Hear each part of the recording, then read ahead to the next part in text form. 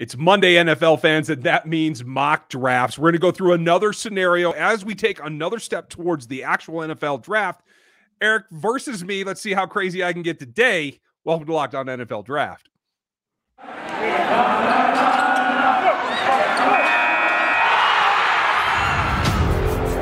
You are Locked On NFL Draft, your daily podcast covering the NFL Draft. Part of the Locked On Podcast Network, your team every day.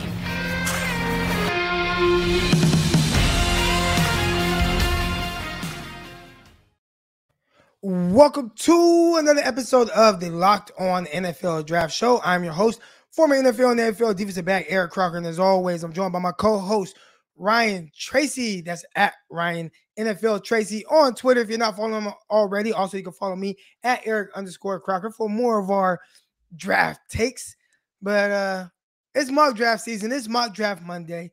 We're getting back into it. The last time you did some wild, you drafted Kyle Hamilton, number 1 overall, a safety. Definitely hasn't gone that high ever. Maybe the highest since Sean Taylor, perhaps. Am I missing anyone? I was feeling froggy. I went for it. What do you want?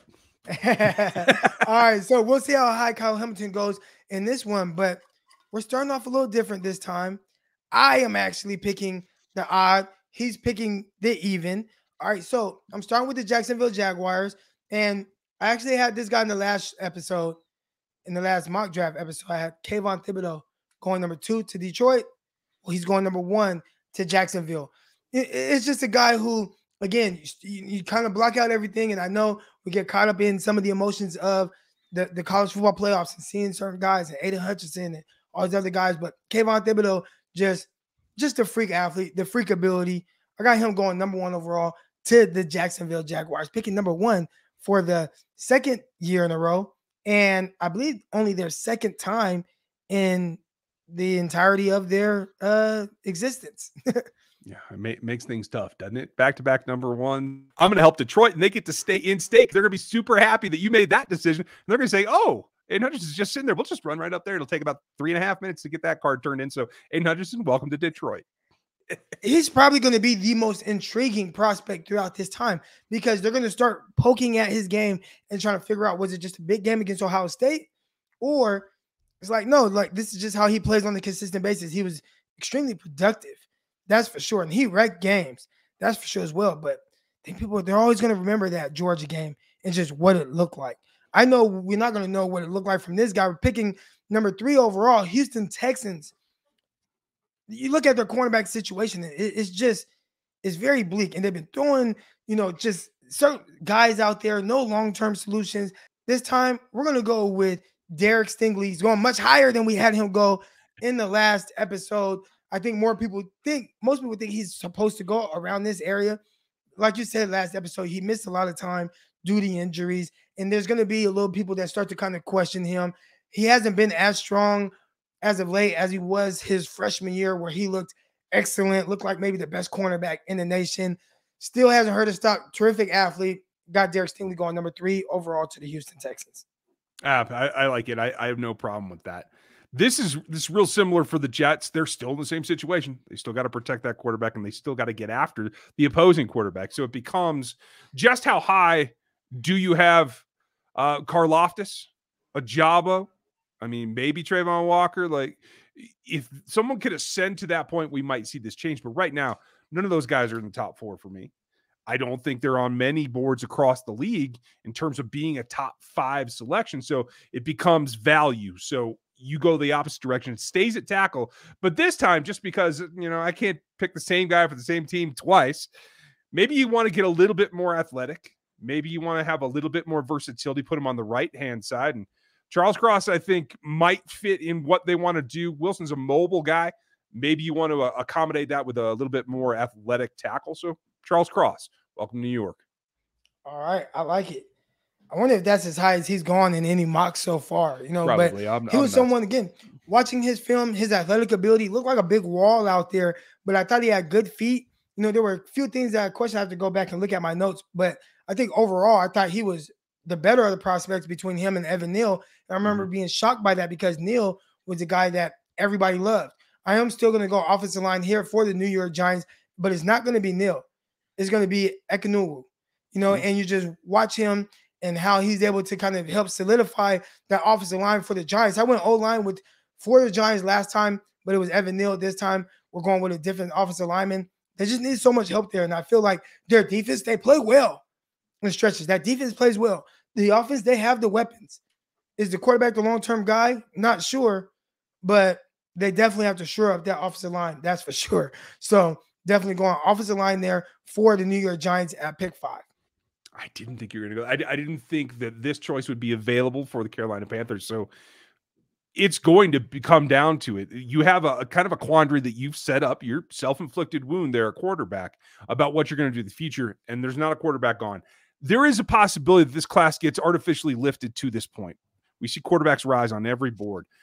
I just don't think that they want to take another bite at that apple right now, and they'd rather get something that can also help for the inevitable. At some point, you'll get Christian McCaffrey for an entire season. You're trying to look for that. So I think at this point, they're very happy the way this has fallen because the top tackle on their board is Neal, and they're going to take him with it. All right, and I think that fits exactly what they need as well. If it's not going to be the quarterback position, you look at how much help they need on the offensive line. We talk about a lot of quarterback position. A good amount of times is tied to the offensive line. And the last 2 teams that we talked about, really the last 3 teams between the Jets, the Giants, the Panthers, they all need help in that front, really just helping protect the quarterbacks. And maybe that'll just help contribute to better quarterback play out of those teams. When we come back, we have coming up the Giants, the Falcons, the Broncos, the Jets, the Washington football team. We're going to get to those guys as soon as we get back from this break.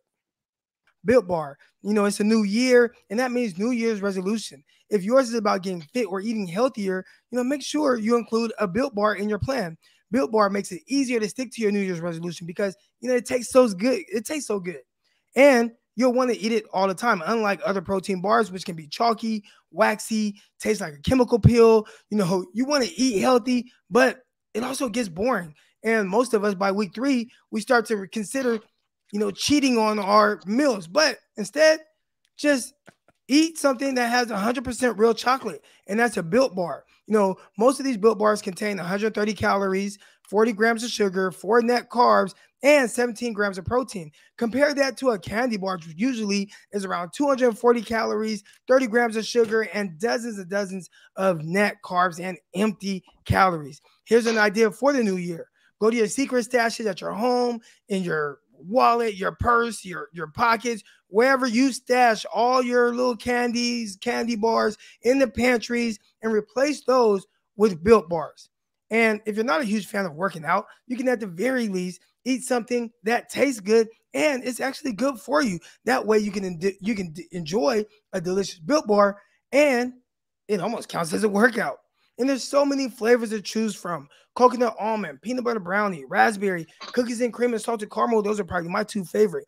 Mint brownie, and many, many more. In fact, Built Bar is always coming up with new flavors, limited flavors all the time. So check back to Built.com early and often to check in on those. All right, go to Built.com, use promo code LOCK15 and get 15% off your order. All right, again, use promo code LOCK15 at Built.com to get 15% off.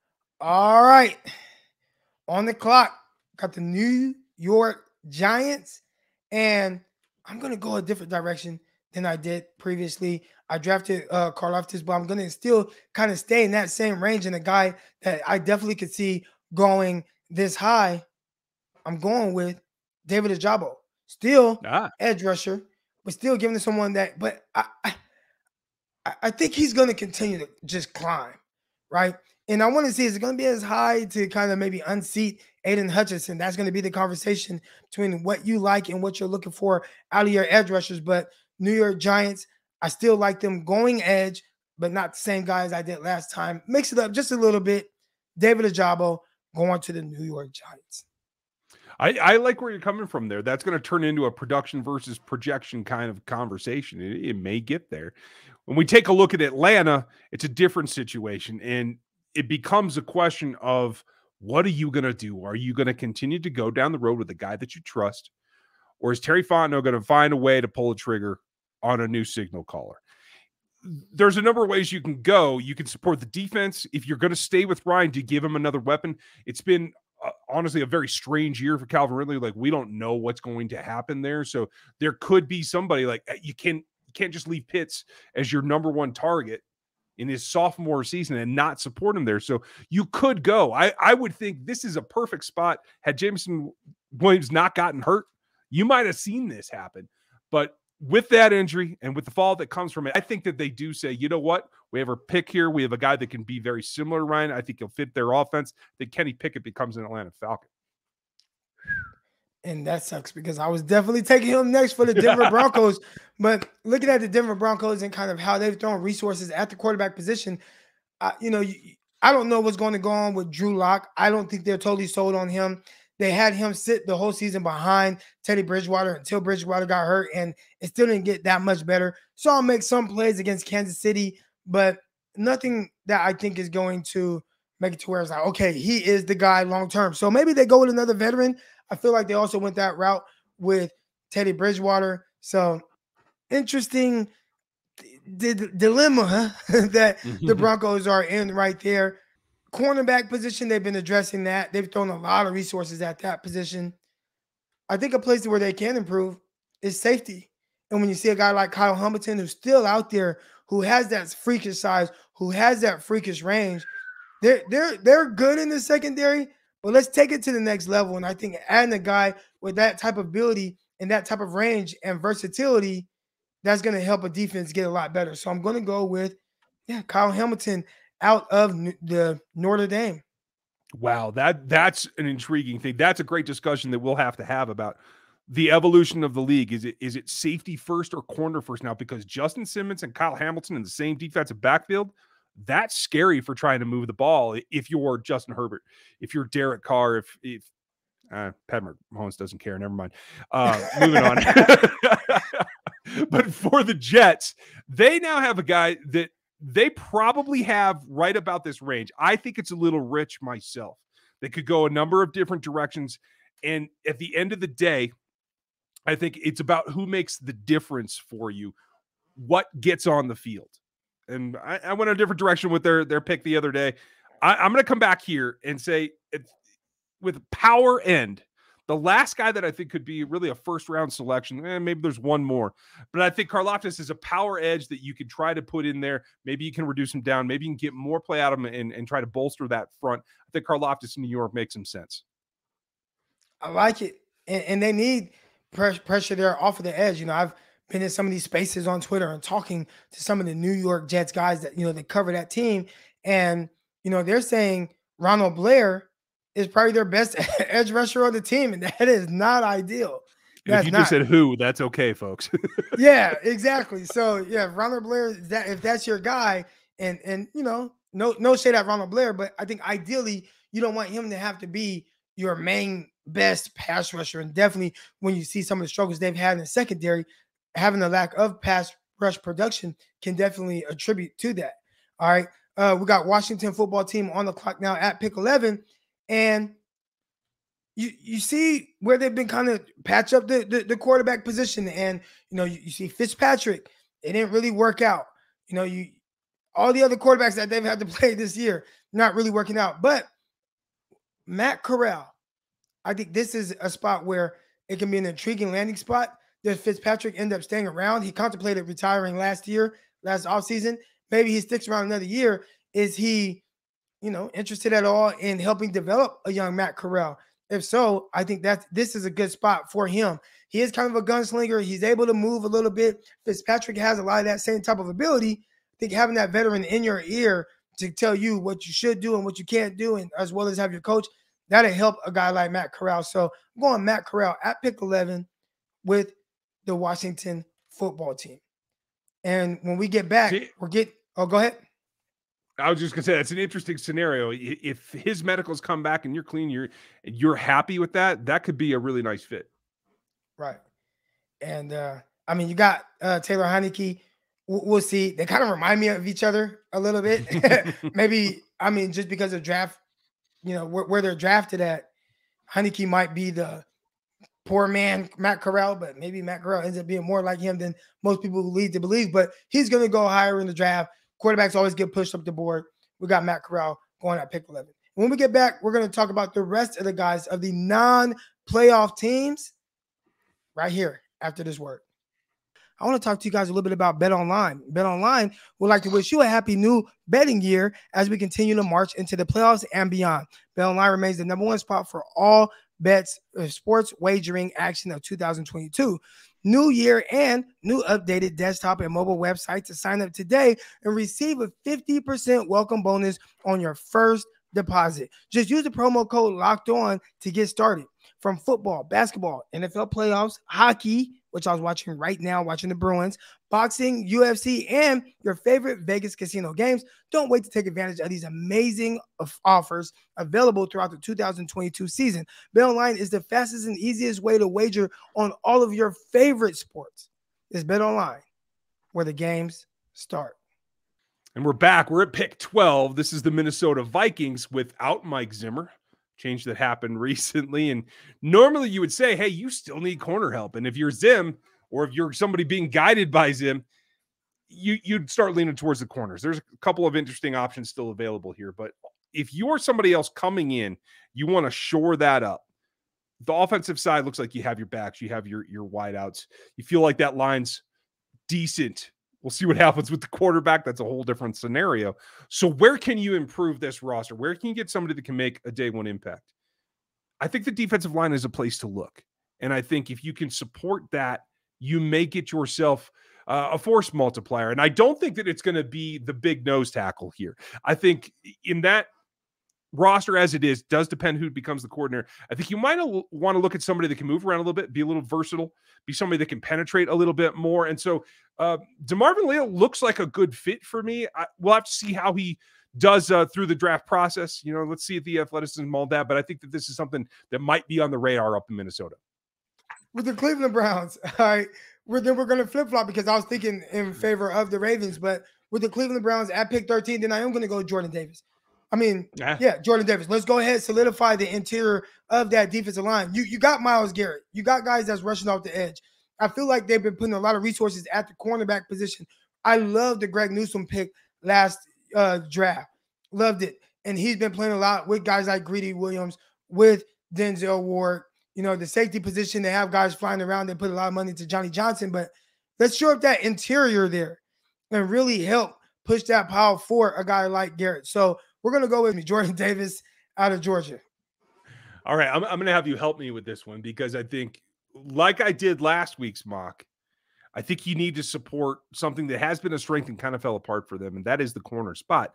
But in this scenario, we have two interesting guys. Both McCreary and Booth are available. I don't want to take the same guy twice, so I'm leaning towards McCreary, but tell me why I shouldn't. Well, I mean, McCreary is one of my favorite corners in this class. And again, I've always watched how he, you know, I talked about the Alabama game last time we recorded. But if you go back even a year ago and you watch how he competed against Jamar Chase, it was a guy that was not scared of him. It was a guy that was not scared to get hands-on with him.